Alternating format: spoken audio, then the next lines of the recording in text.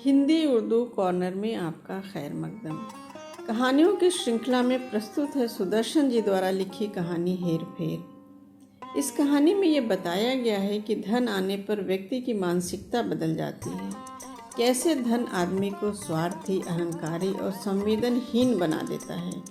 हमें चाहिए कि धन का उपयोग ज़रूरत पूरी करने के लिए हो, न कि विलासिता के लिए। हम ध्यान रखें कि धन हमें संवेदनहीन न बना सके।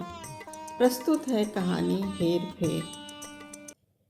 एक गरीब मजदूर सारा दिन खून पसीना एक कर देने वाली मेहनत करने के बाद सांझ के समय 2 आने अपनी फटी पुरानी चादर के कोने में बांधकर शहर से निकला और मजदूरों की बस्ती की तरफ चला।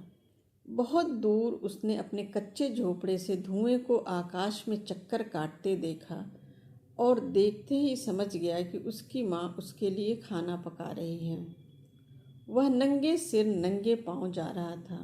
उसके घर में सिवाय उसकी बूढ़ी माँ के और कोई सगा संबंधी न था। उसके घर में एक चूल्हे और 2-4 बर्तनों के अलावा और कोई साज सामान भी न था, मगर फिर भी वो खुश था। उसकी चादर में 2 आने बंधे थे। उसके दिल में आशा भरी थी। सामने से एक बारात आ रही थी। मजदूर ने उसे देखा और उसे ख्याल आया, हो सकता है कभी मेरा भी ब्याह हो और मैं भी बारात लेकर ब्याहने निकलूं। उस समय मैं कितना खुश होऊंगा। मेरे साथ बाजे बज रहे होंगे। और बारात के आगे चल रहे नौकरों ने उससे कहा, एक तरफ हट जा छोकरे। मजदूर के ब्याह की कल्पना मिट्टी में मिल गई। वह खींच कर बोला, क्यों हट जाऊं? सड़क सिर्फ तुम्हारी नहीं, इस पर हम भी चल सकते हैं। बारात वालों ने उसे पीटा, उसकी चादर फाड़ दी और उसे उठाकर सड़क के किनारे झाड़ियों में फेंक दिया। बारात चली गई। बारात के बाजों का शोर धीरे धीरे दूर जाकर शहर के प्रकाश में गायब हो गया। वह वहाँ अकेला मजदूर था। उसके चारों तरफ सन्नाटा था, निराशा का अंधेरा था और दुखी दिल की आहें थीं। वह घुटने के बल धरती पर बैठ गया और अपनी सजल आंखों से आकाश की ओर देखकर बोला, हे प्रभु, हमारे पास न धन दौलत है, न महल अटरिया, न नौकर चाकर। फिर तूने हमें क्यों पैदा किया? क्या सिर्फ इसलिए कि अमीरों के नौकर आएं और हमें मार पीट कर उठाकर सड़क के किनारे फेंक दें? आखिर दुनिया को हमारी ज़रूरत क्या है? कई वर्ष बीत गए। मजदूर ने जी जान से काम किया। दिन का आराम बेचा, रात की नींद बेची, शतरंज की चालें चली, छल कपट धोखे से धन कमाया और धनी बन गया। अब वह मजदूर न था, अपने नगर का नामी रईस था। उसके संदूकों में रुपए और मोहरें थीं।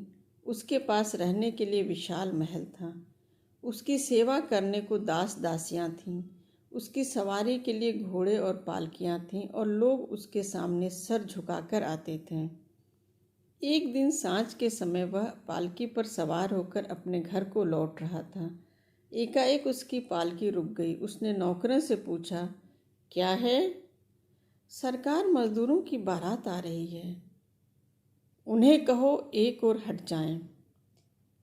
सरकार, वो कहते हैं सड़क सिर्फ तुम्हारे लिए नहीं है, इन पर हम भी चल सकते हैं।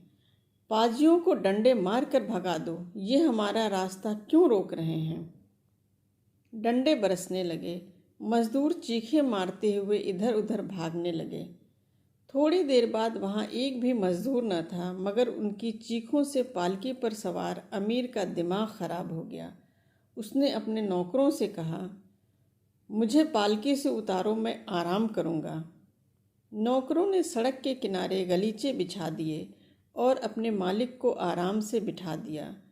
उसे ऐसा मालूम हुआ जैसे वह यहाँ कभी पहले भी बैठ चुका है, शायद कई वर्ष पहले, शायद किसी पिछले जन्म में। इस समय उसका शरीर अपनी पोशाक में गर्म था। उसके सामने उसके नौकर हाथ बांधे खड़े थे और शहर में उसके राजसी महल का द्वार उसके लिए खुला था।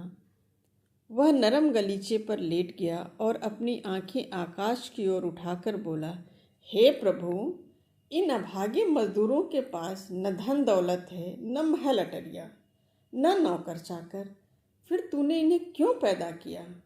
क्या सिर्फ इसलिए कि ये लोगों के रास्ते में आ खड़े हों और हमारा समय नष्ट करें?